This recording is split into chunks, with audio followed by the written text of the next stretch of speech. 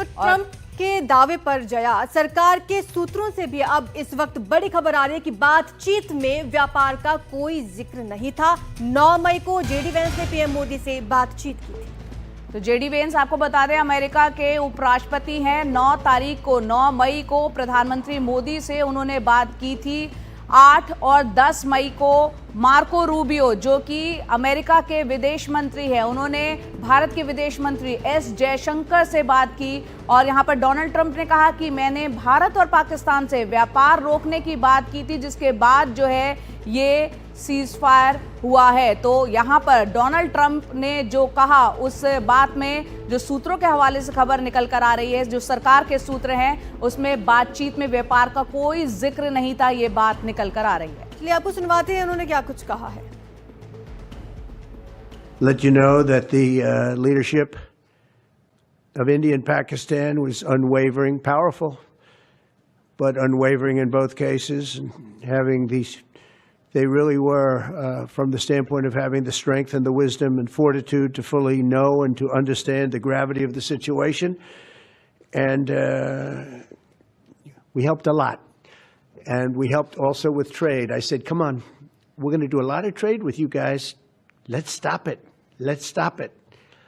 If you stop it, we're doing trade. If you don't stop it, we're not going to do any trade. People have never really used trade the way I used it.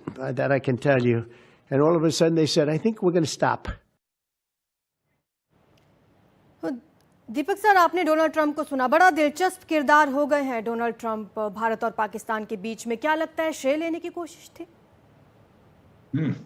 Ma'am, कभी कभी जब मुझे हंसना होता है तो मैं इसका भाषण सुनता हूँ। मैं जानता हूँ इनको, बाय द वे, मैंने सर्व किया है वहां पर। ग्रेट गाय, खूब हंसाता है सबको, कहाँ से कौन सी चरस खा के ये चीजें कहता है। Let me tell you, general साहब यहाँ बैठे हैं, ये जो पाकिस्तान का एक बदमाश है, अपने आप को शरीफ कहता है मैं प्रधानमंत्री हूँ, उसका भाषण आपने सुना होगा।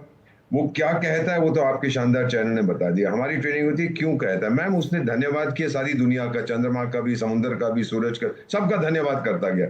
उसने यूएई का क्यों धन्यवाद किया, ये मुझे कुछ समझ नहीं आया कि यूएई ने क्या किया। ना उसने मध्यस्थता की, ना उसने हथियार बेचे पाकिस्तान को, ना उसने फौज भेजी।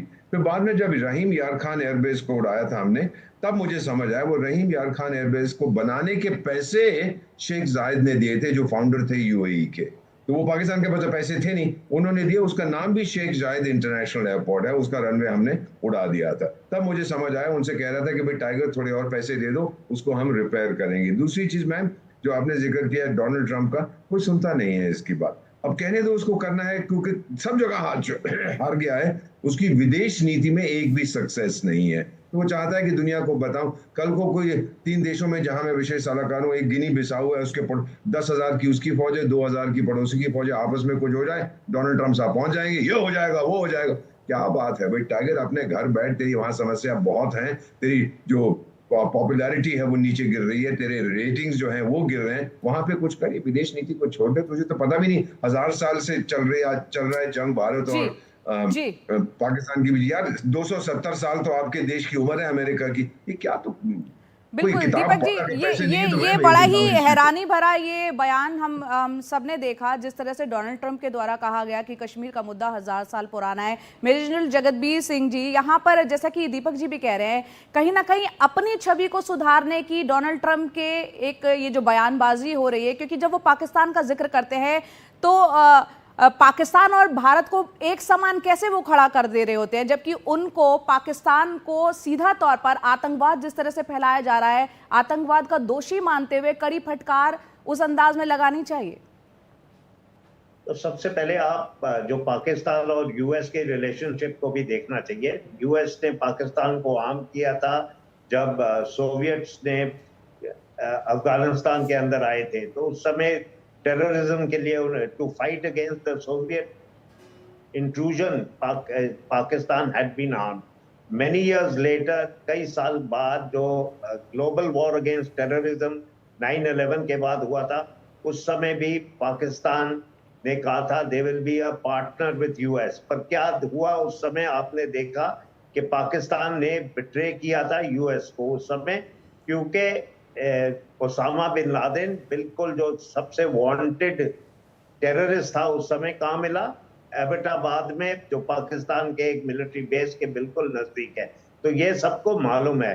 Time and time again Pakistan ने यूएस से पैसे लिए to fight against terrorism, use that to arm terrorists, to be used against India, use that to arm their conventional forces to be used against India.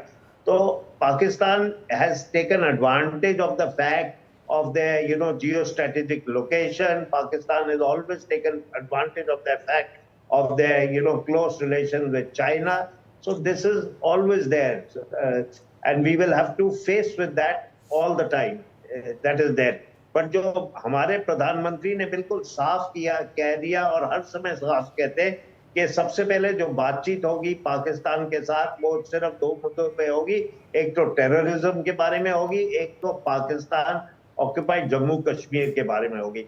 दूसरी बात उन्होंने उनके बयान में साफ कह दिया कि ना ट्रेड के बारे में होगी कोई बातचीत जब तक इनका टेररिज्म बंद नहीं हो। तो ये बहुत जरूरी चीजें हैं और हमें अब से प्रधानमंत्री की बात सुननी चाहिए, चाहे डोनाल्ड ट्रंप के बारे में ज्यादा जिक्र करने के लिए, क्योंकि उन्होंने बिल्कुल कह दिया कि ये जो है उनका जो पाकिस्तान ने जो इंडिया में किया था और टॉक सिर्फ टेररिज्म के बारे में होगी इस समय।